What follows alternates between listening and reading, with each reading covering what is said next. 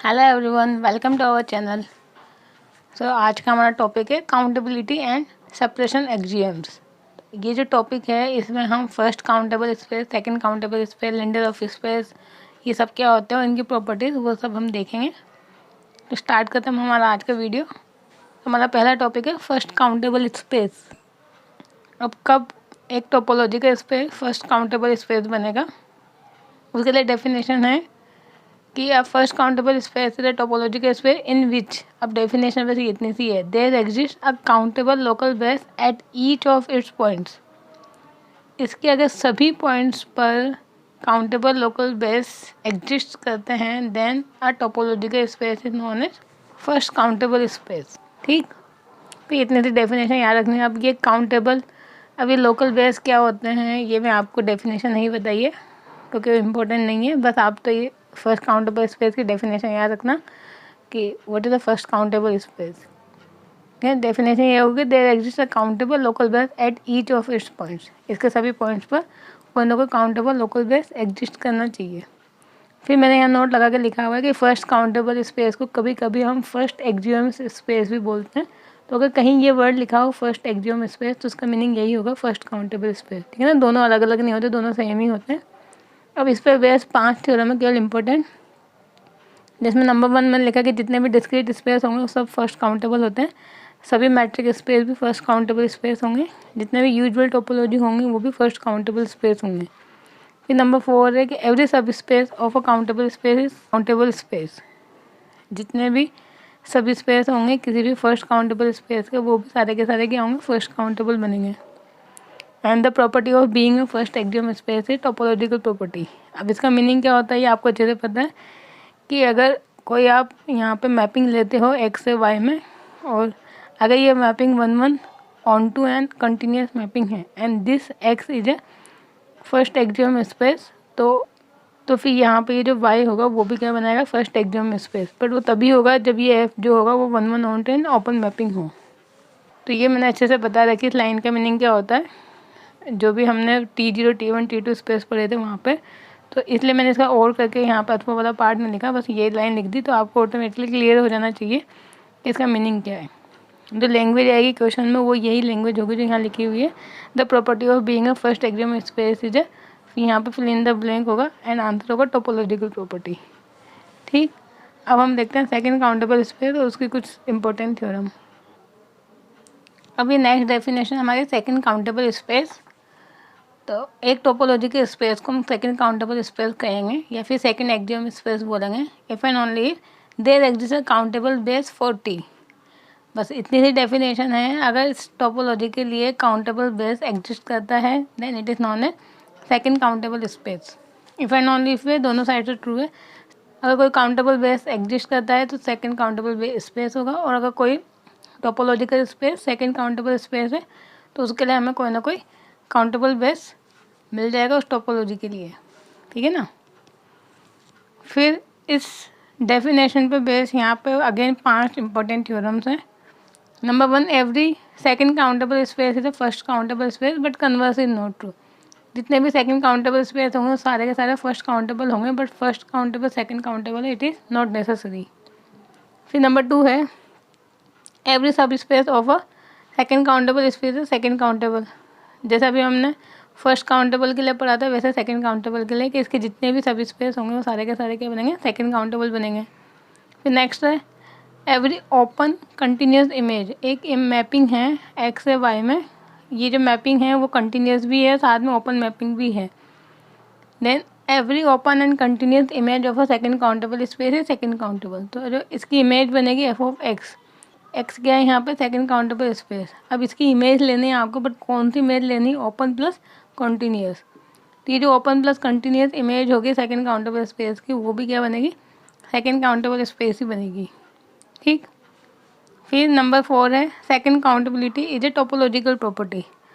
तो इसका मीनिंग यही है कि the property of being in A space is a topological property. तो वो लैंग्वेज हो या फिर ये हो, बात एक ही कि जो सेकंड काउंटेबिलिटी प्रॉपर्टी होती है वो हमेशा टोपोलॉजिकल प्रॉपर्टी होगी।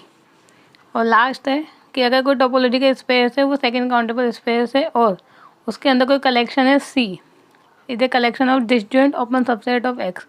एक्स के अंदर जितने भी डिसजॉइंट ऑफ अ सबसेट है उनका अगर हम कलेक्शन लेते हैं then this collection is a countable collection.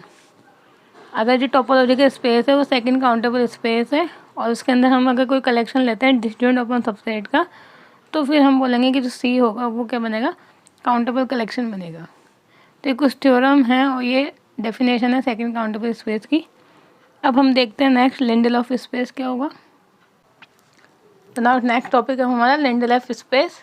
अब लिंडल ऑफ स्पेस क्या होता है, इसकी भी डेफिनेशन यहाँ से स्टार्ट होती है। कोई भी topological space Lindell of space बनेगा इफ एंड ओनली एवरी टी open cover of X has a countable subcover. ठीक है ना, जितने भी ओपन कवर होंगे एक्स के अगर उनके काउंटेबल सब कवर हैं तो फिर वो स्पेस क्या बनेगा, लिंडल ऑफ स्पेस, अदरवाइज नहीं बनेगा।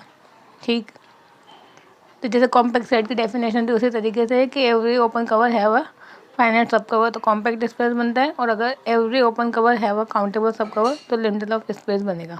बस ये डिफरेंस है दोनों में। फिर अब लिंडल ऑफ स्पेस की कुछ इंपॉर्टेंट थ्योरम पे आ जाते हैं। तो जैसे नंबर 1 है कि every second countable space is Lindell of space. अभी जस्ट हमने देखा था कि सेकंड काउंटेबल स्पेस क्या बन रहा था, फर्स्ट काउंटेबल भी बन रहा था। अब यहाँ पर second countable space Lindell of space भी बन रहा है।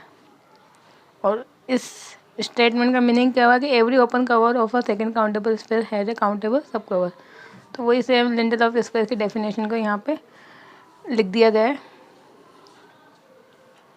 फिर नंबर 2 है यूजुअल टोपोलॉजी हमेशा लिंडल ऑफ स्पेस बनाएगी, यानी यूजुअल टोपोलॉजी के अंदर जितने भी ओपन कवर होंगे उन सबके काउंटेबल सब कवर होंगे।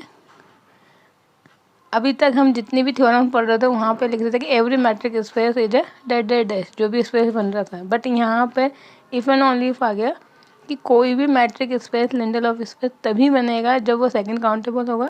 ठीक है ना, तो मैट्रिक स्पेस के लिए, कोई भी मैट्रिक स्पेस के लिए लिंडल ऑफ स्पेस बनने के लिए सेकंड काउंटेबल होना आवश्यक कंडीशन है। यहाँ पे it is a necessary and the sufficient condition, दोनों साइड से ट्रू होगा। बट यहाँ पर हम एवरी नहीं बोल सकते, every metric space are the Lindell of space. उसके लिए कंडीशन अप्लाई कर दी कि सेकंड काउंटेबल स्पेस होगा तभी लिंडल ऑफ बनेगा, अदरवाइज नहीं बनेगा। तो ये थोड़ी सी अलग से थ्योरम है मैट्रिक स्पेस के लिए। फिर नेक्स्ट है continuous image of a Lindell of space is Lindell of means a property of being a Lindell of space is topological property. तो ये जो हम लाइन लिखते हैं उसका मीनिंग ये होता है कि जो कंटिन्यूस इमेज होगी लिंडल ऑफ स्पेस की वो भी क्या होगी, लिंडल ऑफ स्पेस ही होगी हमेशा। ठीक, और नेक्स्ट प्रॉपर्टी है लिंडल ऑफ स्पेस की कि एवरी क्लोज सब space of a Lindell of space is Lindell of, यानी इसका जो भी सब स्पेस होंगे वो अगर क्लोज्ड होंगे तो ही वो लिंडल ऑफ बनेंगे, अदरवाइज नहीं बनेंगे। अब नाउ नेक्स्ट डेफिनेशन है सेपरेबल स्पेसेस। सेपरेबल स्पेस क्या होंगे और फिर उनकी हम प्रॉपर्टीज देखते हैं। तो डेफिनेशन है कि कोई भी टोपोलॉजिकल स्पेस सेपरेबल स्पेस बनेगा if and only if X contains a countable dense subset. अब what is the meaning of countable dense subset, तो वो मैंने डेट इज करके यहाँ नीचे लिख रखा है। इसका meaning that is there exist a countable subset A of X, यानी ये जो आप टोपोलॉजिकल स्पेस लेंगे इसका हमें कोई भी एक काउंटेबल सबसेट ऐसा मिल जाना चाहिए ए सच दैट अगर हम उसका क्लोजर निकालते हैं तो वो एक्स के इक्वली आ जाए। अगर किसी टोपोलॉजिकल स्पेस के लिए ऐसा पॉसिबल है then it is known as separable space, otherwise not. तो जो डेफिनेशन आएगी आपके क्वेश्चन में वो तो यही लिखी होगी if and only if x contain a countable dense subset. तो जो फिल इन द ब्लैंक होगा वो इस जगह पे होगा कि कब एक स्पेस सेपरेबल स्पेस बनेगा इफ एंड ओनली इफ, और फिर यहाँ पे होगा ABCD 4 ऑप्शन। तो आंसर है कि तभी बनेगा जब उसके अंदर काउंटेबल डेंस सबसेट होंगे। अब इस लाइन का मीनिंग क्या है वो मैंने नीचे समझा दिया कि इसका कोई भी हमें काउंटेबल सबसेट मिल जाना चाहिए एक्स के अंदर सच दैट उसका जब हम क्लोजर निकालेंगे तो वो एक्स के इक्वल आ जाए। अब इसका बेस्ट एग्जांपल है ये यूजुअल टोपोलॉजी। अगर हम एक्स की जगह पे लेते हैं सेट ऑफ रियल नंबर और टोपोलॉजी ली हमने यूजुअल टोपोलॉजी, तो ये जो R, U यानी जो यूजुअल टोपोलॉजी है वो सेपरेबल स्पेस बनेगा। क्यों बनेगा? क्योंकि जो सेट ऑफ रैशनल नंबर होता है वो हमें पता है इसका R का सबसेट होता है, बट हमें इस तरीके से सेट लेना है जिसके अंदर इन्फाइनाइटली मैनी एलिमेंट्स हो। तो Q इसका सबसेट है एंड ये जो सबसेट हमने लिया है जब हम इसका क्लोजर निकालेंगे तो पूरा का पूरा सेट ऑफ रियल नंबर ही आपको मिलता है। Q की जगह पर अगर Q कॉम्प्लीमेंट लेंगे तो भी ये रीजन यहाँ पे वेरीफाई होता है। तो हमें तो कोई भी एक काउंटेबल सबसेट सर्च करना होता है तो Q लें Q कॉम्प्लीमेंट लें, बात एक ही है। इस वजह से ये जो हमारा यूजुअल टोपोलॉजी का स्पेस होगा वो क्या बनेगा, सेपरेबल स्पेस बनेगा, क्योंकि इसके लिए हमें काउंटेबल सबसेट मिल जाएगा set of rational number. But जो डिस्क्रीट स्पेस होता है, व्हाट इज डिस्क्रीट स्पेस, ये बनेगा इसकी सबसे बड़ी जो टोपोलॉजी होगी, यानी एक्स के जितने भी सबसेट होंगे उसको आप एक सेट में डाल देंगे, then this set form a topology, उसको बोलेंगे हम डिस्क्रीट टोपोलॉजी। तो ये जो डिस्क्रीट टोपोलॉजी का स्पेस होगा वो कभी भी सेपरेबल स्पेस नहीं बनाएगा। क्यों नहीं बनाएगा? क्योंकि हमें इसका कोई भी एक ऐसा काउंटेबल सबसेट नहीं मिलेगा जिसका क्लोजर इसके बराबर आ जाए। क्लोजर का मीनिंग क्या होता है? ए क्लोजर मीनिंग होता है ए और उसके डेराइव सेट का यूनियन। डेराइव सेट में सारे लिमिट पॉइंट का सेट। तो ए क्लोजर बराबर एक्स नहीं मिलेगा। क्यों नहीं मिलेगा? क्योंकि इसके जितने भी सबसेट होंगे वो टी ओपन टी क्लोज दोनों ही होंगे। इस वजह से हमें यहाँ पे इसका कोई सबसेट ऐसा नहीं मिलेगा कि इसका क्लोजर एक्स के बराबर आ जाए, क्योंकि ये सारे के सारे ओपन सेट भी बनेंगे, क्लोज सेट भी बनेंगे। बट अगर इसकी जगह पे हम बोलेंगे कोई भी डिस्क्रीट स्पेस सेपरेबल कब बनेगा, वो तभी बनेगा जब ये जो सेट एक्स आप लेंगे वो क्या ले, काउंटेबल लें। अगर आप यहाँ पे कोई भी फाइनाइट सेट लेते हैं तो वो कभी भी फिर सेपरेबल स्पेस नहीं बनेगा। बट अगर एक्स खुद अपने आप में काउंटेबल है तो इसका आपको कोई ना कोई काउंटेबल सबसेट ऐसा मिल जाएगा एक्स कि उसका क्लोजर जो होगा वो एक्स के इक्वल आ जाएगा। तो डिस्क्रीट स्पेस तभी सेपरेबल स्पेस बनेगा जब एक्स काउंटेबल है। If X is not a countable, X is any discrete space, then it is not a separable space. ठीक, अब ये सेपरेबल स्पेस की 3 इंपॉर्टेंट थ्योरम है। सेम ही थ्योरम है, सब में एक जैसे चल रही हैं। जैसे यहाँ पर भी continuous image of a separable space is separable means the property of space being separable is a topological property.